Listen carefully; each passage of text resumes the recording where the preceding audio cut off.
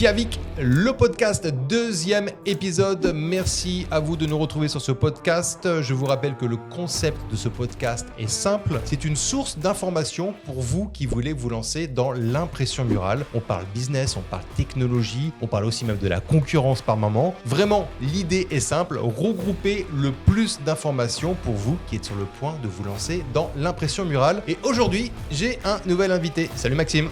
Salut David, comment vas-tu? Bien, très bien, merci d'avoir accepté l'invitation. Je t'en prie. On a une petite intro en général, j'introduis l'invité et puis après l'invité fait une petite introduction pour nous donner un peu la perspective et la vue qu'il a de notre société. Alors pour vous qui nous regardez, Maxime, c'est un courtier en travaux. Clairement, c'est un apporteur d'affaires. Et un apporteur d'affaires, c'est quoi ou c'est qui? Pour moi ou pour nous chez Kiavik, c'est un peu la personne qui peut faire décoller le business pour quelqu'un qui fait de l'impression murale, fait partie de ces personnes clés avec qui il faut faire des partenariats. C'est pour ça que je suis vraiment très content de t'avoir avec nous sur le podcast aujourd'hui parce qu'on va parler business ensemble. Je suis ravi de t'en parler. Et concernant Kiavik, en vrai, j'avais déjà vu depuis assez longtemps la partie innovation, etc., impression sur mural, etc. Je m'étais dit que c'était vraiment une très bonne idée, mais par manque de temps, bien entendu, on peut pas tout faire. Mais je trouve que c'est vraiment innovant. Et quand on veut mettre un peu de peps dans son salon, je pense qu'il faut faire appel à ce genre de société. On a pas mal de sujets à aborder ensemble. On va parler business, on va parler apporteur d'affaires. Tu vas nous expliquer ton métier de courtier en travaux. Et je vous rappelle à vous qui regardez ce podcast, c'est vraiment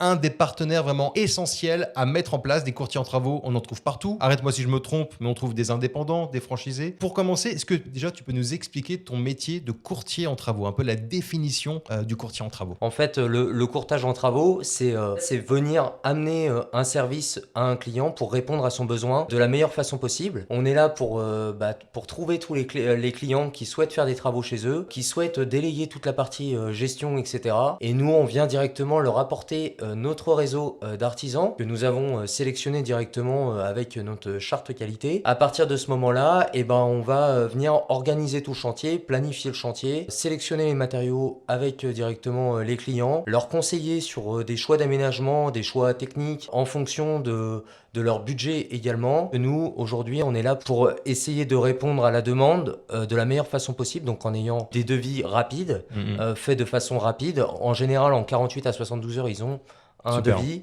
Et à côté de ça, on travaille avec beaucoup d'artisans et on a des grosses équipes et on peut répondre très rapidement et on peut mettre en place une équipe ou sous 2 à 3 semaines facilement. Voilà. Parfait. C'est ça que je vous dis tout le temps quand j'ai des gens au téléphone, des prospects, des clients qui veulent se lancer dans l'impression murale, j'arrête pas de rabâcher. En fait, la différence entre Maxime et vous qui voulez vous lancer dans l'impression murale, c'est que Maxime a des coups de fil, a du volume d'affaires. Pourquoi? Parce qu'il regroupe plein de corps de métier. Demain, la personne lambda qui veut se lancer, je te le dis à toi, dans l'impression murale, le téléphone, il va pas sonner. Parce que c'est encore un marché niche, c'est encore peu connu, l'impression murale. Et c'est pour ça que j'insiste toujours, là, je vous le dis à vous, droit dans les yeux, mettez des partenariats avec des sociétés comme celle de Maxime qui ont du volume d'affaires. C'est vraiment ultra important. Bon, merci pour cette définition vraiment complète de ton métier. Explique-nous, alors tu l'as un peu dit dans l'intro, mais comment tu travailles avec tes sous-traitants? Comment tu choisis tes sous-traitants en tant que courtier en travaux? Nos sous-traitants, souvent, ça marche par des personnes qui nous ont recommandé. On fait un premier entretien avec eux afin de leur poser des questions sur comment ils fonctionnent. À côté de ça,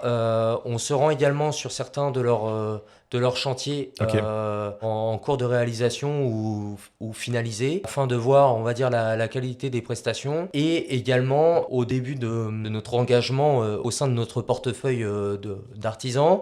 Ce qu'on va faire, on va leur faire un petit test avec un petit chantier au début pour permettre déjà de minimiser et gérer le risque au maximum. Pour toi, si tu devais définir un apporteur d'affaires, c'est quoi ta définition d'apporteur d'affaires? Un apporteur d'affaires, c'est quelqu'un qui va venir mettre en relation un acheteur avec directement un vendeur. Enfin, vraiment trouver des clients pour répondre au service et pour apporter du volume, du chiffre d'affaires à l'entreprise en question. Le courtier en travaux, on pourrait même dire courtier de manière générale. Ça peut être aussi bien un courtier en matériaux qui va venir apporter des matériaux au meilleur prix à des fournisseurs. Ça peut s'appliquer à l'électroménager comme à l'high-tech, courtier en travaux et courtier en décoration. Je ne sais pas si ça existe, si on peut le nommer comme ça, mais courtier en décoration. Parce que clairement, quand on intervient avec une imprimante murale, on est les derniers à intervenir. C'est-à-dire que toi, tu as fait tout ton travail et la petite touche finale, malheureusement, ou heureusement pour nous en impression murale, c'est qu'on oublie tout ce qui a été fait. Tu vois l'appartement ici qui a été refait, et ben, la petite touche finale qui va arriver, et les gens vont waouh, mais c'est trop beau. Ils vont pas regarder le détail des peintures, du meuble qui a été galère à monter, etc. Ça va être la touche finale qui fait vraiment le truc. Donc courtier en décoration, ça existe aussi. Bien sûr, je pense que, alors pour l'instant c'est sous-développé, mais je pense qu'il y a une vraie niche également sur ce marché. On peut vraiment, je pense, faire la différence en amenant des innovations telles que par exemple l'impression murale, parce qu'on va dire aujourd'hui c'est pas très développé, mais c'est ce qui vient vraiment mettre la touche finale sur une rénovation, C'est ça. par exemple. Parce que enfin c'est bien beau d'avoir mis des murs tout blancs ou tout neutres. Une bonne petite touche de déco peut vraiment faire la différence. C'est exactement ça. Et souvent on dit redonner vie à vos murs, embellir vos murs, sublimer les murs. C'est vraiment exactement ça. Vraiment, à vous qui regardez ce podcast, j'insiste, mais vraiment, je le dis tout le temps. Même je saoule les gens. Je te dis, Maxime, je saoule les gens avec ça. C'est la clé de la réussite. Vraiment. Je sais pas si tu as des exemples à donner, mais je pense que certains artisans doivent être très heureux de travailler avec toi parce que tu leur amènes un volume qui sûrement ils n'auront pas seuls. Souvent on explique qu'il faut savoir mettre son ego de côté. Oui, on a monté une boîte. Oui, on a trouvé une technologie, l'imprimante murale ou une autre, mais on peut pas tout faire. Et en fait, ce qu'il faut avoir avant tout, c'est une vision d'entrepreneur. Et la vision d'entrepreneur, c'est on veut de la récurrence dans sa société. Et une boîte comme la tienne, j'imagine que tu amènes de la récurrence aux peintres, que tu amènes de la récurrence aux électriciens, aux maçons, etc. Est-ce que tu as eu des cas justement où tu as permis à des sociétés de plus faire décoller leur chiffre d'affaires parce qu'ils étaient peut-être pas très bons ou c'était peut-être leur truc de faire du market et aller chercher des clients. Tu as eu des exemples comme ça avec certains de tes partenaires? Bien sûr, enfin, et la plupart des artisans avec qui on travaille, on leur augmente de façon significative leur chiffre d'affaires. S'ils sont sérieux, on les garde dans notre réseau et on les fait évoluer. Nous, le but, c'est vraiment qu'ils travaillent, qu'ils fassent leur spécialité. Bien Leur sûr. spécialité, pour nous, c'est les travaux, c'est l'électricité, la plomberie, la peinture. Leur cœur de métier, c'est ça, et ils n'ont pas le temps d'aller faire des devis, Exactement. d'aller faire de l'administratif. Donc après, la plupart du temps, ils mettent du temps à réaliser les devis et ainsi de suite. Et en fait, toute cette partie relations clients, marketing, etc. Excuse-moi, tu soulignes un point super important. Pareil, je vous le dis à vous qui regardez le podcast, la réactivité. La réactivité, Tout à fait. quel que soit ton business, c'est la clé du succès.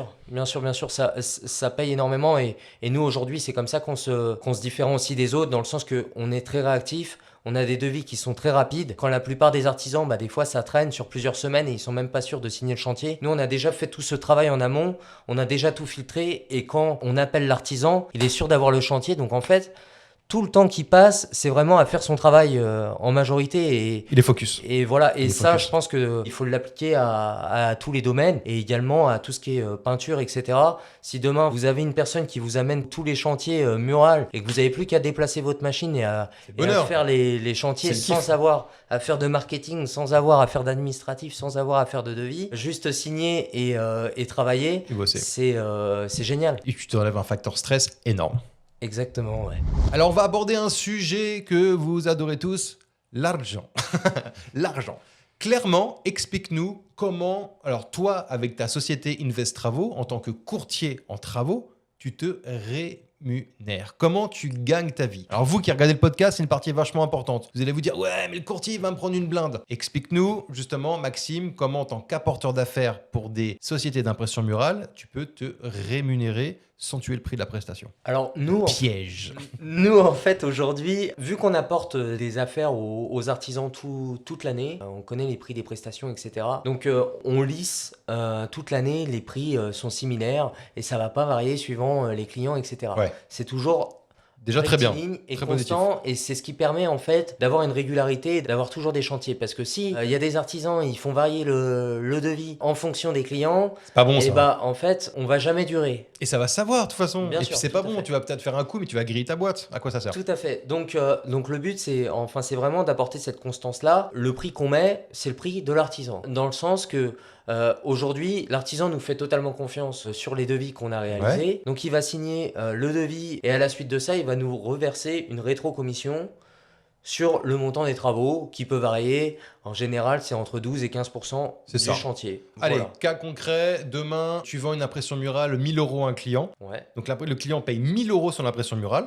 ouais, Et toi, tu refactures entre 12 et 15%. voilà. Donc tu récupères entre 120 et 150 euros que tu refactures auprès de la société de l'impression murale. C'est ça, exactement. Mais tu gères tout. Voilà. Tu gères tout. Exactement. C'est ça. C'est-à-dire que toi, tu dis juste au gars ou à la demoiselle qui a l'imprimante murale, rendez-vous tel jour, tel endroit, avec tel design. Exactement, ouais. Et c'est tout ce qu'il y a à faire. Voilà, c'est ça. Nous, on fait vraiment la relation avec le client et la relation avec l'artisan ou le prestataire pour l'impression murale. C'est énorme. Ce qui permet du coup en fait de filtrer tout ça. On a déjà toutes les réponses aux questions du client, toutes ses problématiques et ainsi de suite. Et comme ça, quand on arrive, tout est carré et il n'a plus qu'à opérer. Donc vous l'avez compris, vous qui regardez ce podcast, l'apporteur d'affaires va pas vous piquer 50% du chiffre d'affaires. Arrêtez de paniquer avec ça. Quand j'ai des gens au téléphone, ils me disent « Ah oui, mais j'ai un peu peur parce que du coup, ils vont prendre des grosses coms. » Franchement, c'est pas gourmand. 12 à 15%. Maxime vient de nous le dire. 12 à 15% pour finalement juste avoir un coup de fil, vous dire rendez-vous à telle heure pour faire ce design. Mettez-vous vraiment ça en tête. L'apporteur d'affaires est là pour vous soulager et vous amener du volume d'affaires. Et c'est le taf de Maxime au quotidien avec l'ensemble de ses prestataires avec qui il travaille, des artisans avec qui il travaille.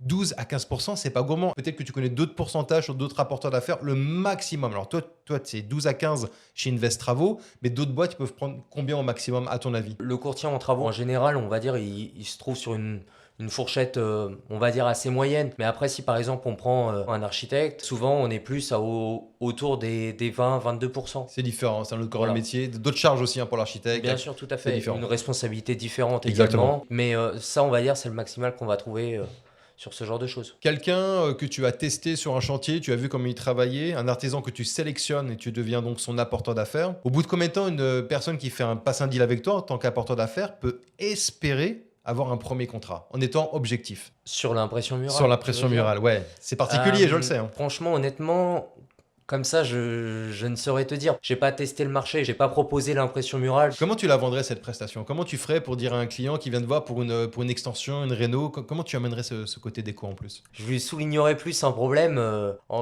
lorsqu'on réaliserait le devis, ou même durant la rénovation, lui proposer, lui dire ce mur est quand même vraiment blanc et vraiment neutre. En vrai, il y a possibilité de faire quelque chose, de vous proposer quelque chose. Si vous voulez quelque chose d'un peu plus artistique, etc., au lieu de mettre, d'avoir une peinture blanche ou Le d'avoir un commercial, papier quoi. peint Voilà, ou exactement. autre chose, bah pourquoi pas faire une peinture directement murale. Une impression Une murale. impression murale, pardon. Alors, pour info, je te le dis, tu vas pas être au courant, on bosse pas que sur les murs blancs. On peut faire, tu vois, le mur bleu, canard ou n'importe quoi. On peut venir imprimer dessus et mettre une sous-couche de blanc. Il n'y a pas de limite. Il n'y a Ok. aucune limite, tu vois. D'accord. C'est pas petite info Ok. que je te place. Ouais. Et oui, je vois très bien comment tu le places. Tu soulignes un problème, tu tends une perche, ça mord ou ça mord pas, mais l'idée Voilà, est là, c'est quoi. ça. Mais je pense qu'il faut soumettre le problème, relever le problème pour ensuite trouver la solution à ce problème-là et le proposer. C'est une bonne façon de faire. Après, au niveau data, je pense qu'il faut avoir quelques Faut retours du temps, pour, mais bien sûr. pour faut du avoir temps. un pourcentage de conversion et savoir à peu près. Allez, dernière question. L'impression murale, on en a parlé un peu avant de commencer ce podcast. C'est clairement un marché de niche. Comment, toi, tu perçois le business dans le marché de niche, impression murale ou autre, avec ces challenges, côté négatif et positif? Est-ce que c'est un truc qui te ferait flipper? Est-ce que c'est un truc au contraire qui te donne l'adrénaline du business en tant qu'entrepreneur? Comment tu vois ça, Maxime? Plus on est niché et en fait, normalement, plus on arrive à atteindre des clients facilement si on a bien ciblé notre marché et nos clients. Le plus dur, c'est de bien cibler les clients et ensuite pour pouvoir leur vendre la chose. Ça peut aussi bien être sur l'impression murale que sur autre chose. Mais ce que je veux dire par là, il va vraiment falloir cibler vraiment cette typologie de personnes qui va être intéressée par ce genre de choses. Mais il y a un gros potentiel parce que la conversion est bien meilleure sur un marché de niche Bien sûr. que sur un marché global. Donc moi je pense que c'est un challenge, mais aujourd'hui c'est quelque chose de très innovant. Il y a très peu d'acteurs sur le domaine. Je pense que ça peut vraiment faire un carton et si les gens commencent à en parler, bouche à oreille, et ça peut très vite décoller. Avec les apporteurs d'affaires, encore Exactement. une fois. Là, on a fait clairement un podcast 100% orienté sur les apporteurs d'affaires parce que j'insiste et j'insisterai toujours dessus. Nous, on a de la data là-dessus pour prouver que ça fonctionne, surtout avec les peintres.